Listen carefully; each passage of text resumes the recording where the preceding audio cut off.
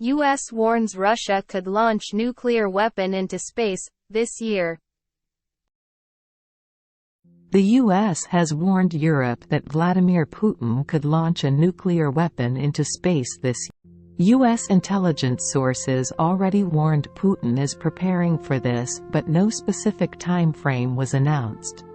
In some better news, intelligence sources suggested Putin might release a harmless, dummy, warhead into space to leave Europe and NATO guessing about Russia's capabilities, The New York Times reports. The deployment of Russian nuclear weapons into space was denied by the Kremlin earlier this week.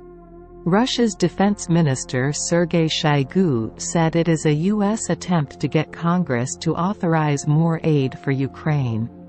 Putin said Russia has been categorically against putting nuclear weapons into space during a meeting with Shoigu. He said, "We not only call for the observance of the existing agreements that we have in this area, but we have proposed many times to strengthen these joint efforts." Fears have been heightened though after Putin visited an aviation factory and climbed a Tu-160M strategic bomber, the most modern in the Russian fleet, on Wednesday.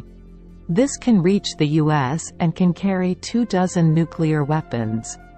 Putin is also developing other weapons like the unmanned Poseidon nuclear torpedo which can reach California from Russia. If Russia do deploy a nuclear space weapon, it would be nested inside a satellite, and be capable of destroying swarms of commercial and military satellites circulating around it.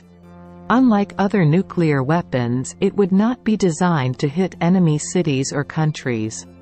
But it could take out satellites like Starlink, and those belonging to India and China, Secretary of State Antony Blinken warned.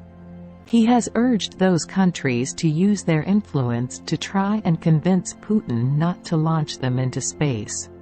Shoigu said in response to the speculation, "We do not have any nuclear weapons deployed in space, or elements of nuclear weapons being used on satellites, or fields created to stop satellites working effectively.